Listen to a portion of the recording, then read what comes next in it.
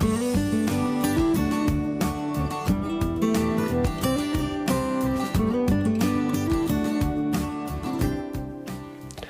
guys, so today we'll be looking at another cold steel product. So I've already taken a knife out just because. This is not a new knife, I've used it already. It's been somewhat used, not excessively, but I just kept the box because I figured one day I'd be doing a review about it. So anyway, so cold steel's shipping package is very economical, I guess, but also environmentally friendly, more important. It's just a simple cardboard box with some brown paper packing to stuff and hold the knife in place. No plastic whatsoever. So you can see here just some cold steel branding, cold steel website. At the back here, it just states their warranty, address. Just basically says they stand behind your product 100%, but don't misuse it because the warranty doesn't cover abuse and all that. So a little bit of media advertising at the bottom. You actually have a box code at the bottom here, 14 by 3.5 actually. The other side, made from recycled paper, nice. Over here, a little bit more branding. And at the bottom, you get the cold steel, this particular knife's model number 95BBUSK. So this is the Bushman Bowie and a serial number. That's about it. And nothing else inside. Brown paper has been tossed. So let's get down to the knife itself. The cold steel Bushman and the Bowie is basically a knife that has been pressed from a single plate of steel.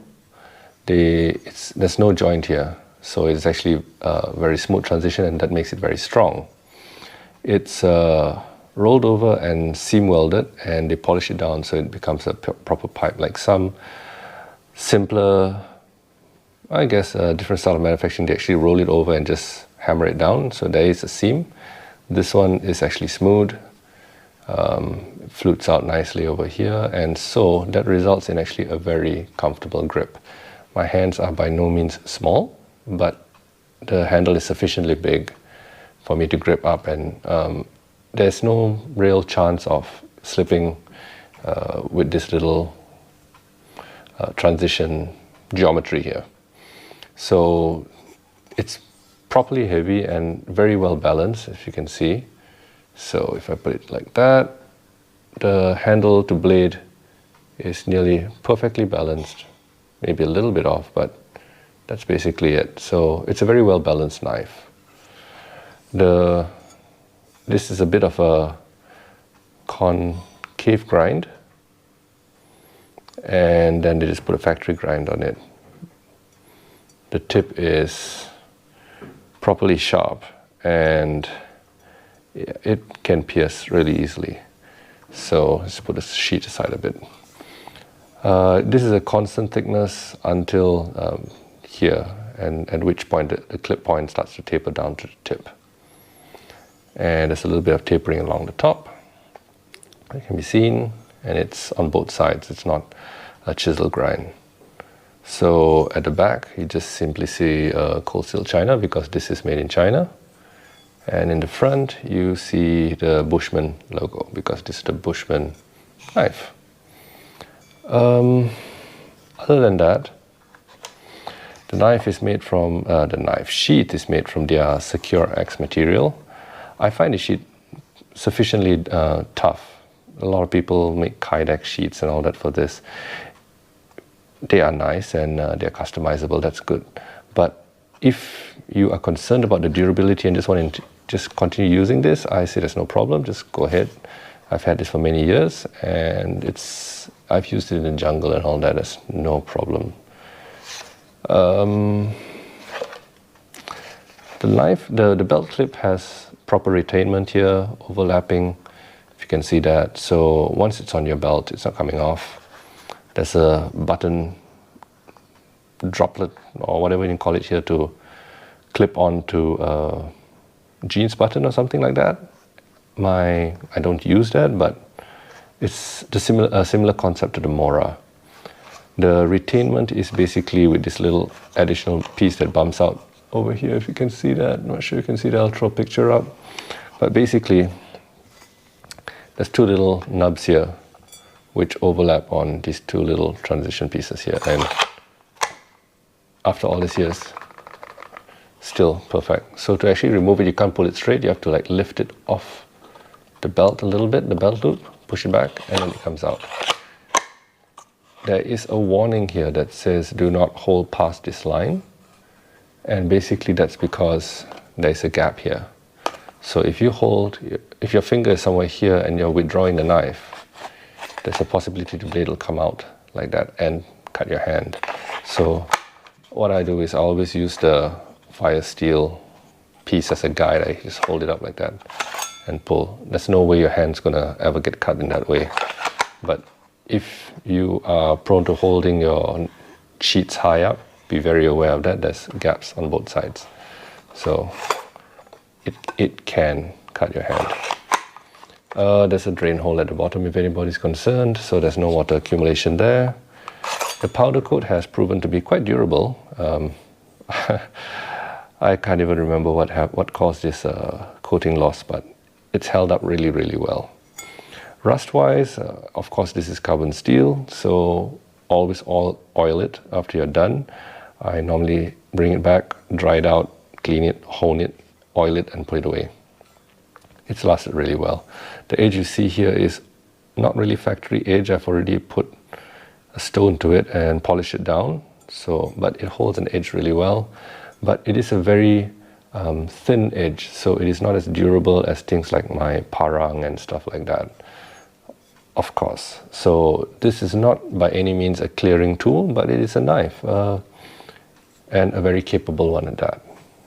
So the length overall in the sheet is basically 12.5 inches, I think.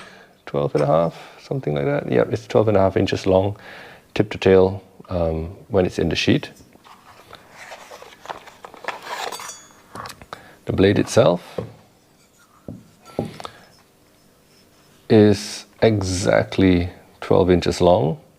The handle to the transition is 4 3/4. The blade to the tip is, well, 7 1/4, naturally. The cutting edge is 6.5.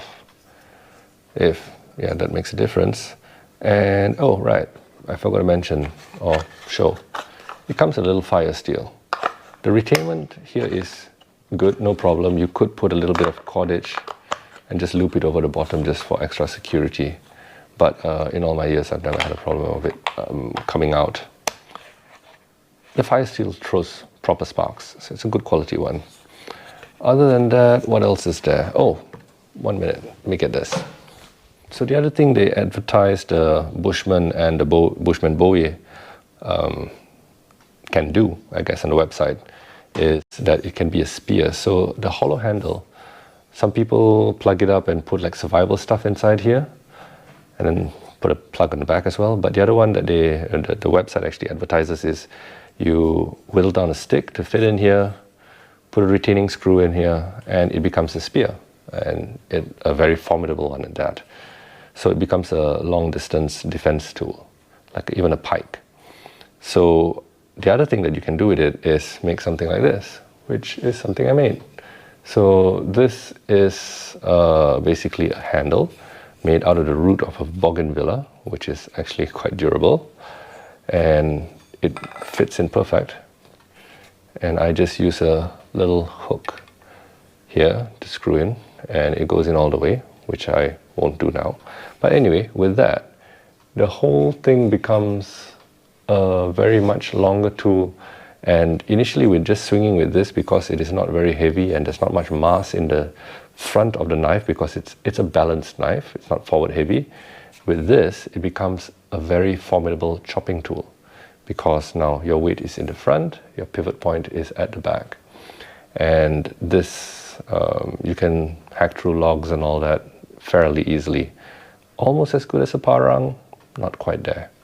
But if you want some middle ground, this is something good. You can easily dismantle it and keep this in your pack, or I guess in your pack. But I use this around the house, and if I'm doing any clearing, typically if I carry it, I belt carry this knife, side carry it. So that's the other thing that you can do, have some sort of handle. And I kept the tradition of the parang having a curved in, because this allows you to have movement but not need to grip super hard with to avoid the knife flying out of your hand. So that's just what I did. It's a little bit of linseed oil on there. That's the coloring. Yep, so weights. Let's get on to weights. As always, trusty old scale. Turn that on. What unit are we on now? We are on grams. So the knife and the sheet together is 359 grams exactly. And moving that to ounces, 12.75. If we talk about just the knife, it's 9.8 ounces or 281 grams. Just the sheet, yeah, we'll put the fire steel there, it doesn't matter. 82 grams is quite light, or 2.95 ounces. So if you're curious what something like this weighs, this is, I would consider medium density. So this is, no, it's not. What should I do? I know, I'll put another Sucrets tin on top. Tare. So that's 4.95 ounces or 141 grams. So not terrible if you want to carry the whole thing. 496 grams or 17.75 ounces. So in conclusion, should I say conclusion? What's the cold steel Bushman good for? It's not a hardcore chopper, so going into Malaysian jungles, it's not really its thing. It's probably better suited for temperate climates, coniferous kind of things.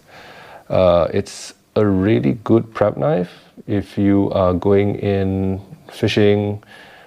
You want a knife that can do a combination of some camp chores, whittling, chopping of small branches, and then also gutting fish, preparing meat, and camp food and all that. This knife stands out. There's no seams for any stuff or gunk or anything to get stuck. It's very easy to wash, very easy to keep clean. It's carbon steel, so it's really easy to wash. My goodness, it's very easy to sharpen. It takes an edge really well. It holds the edge reasonably well. So yeah, so that's basically what the Bushman is. It's a good middle ground, and if you get the Bowie version as this is, it's a really good self-defense tool. Maybe if you go hunting, it's a good secondary defense weapon, because this will do damage.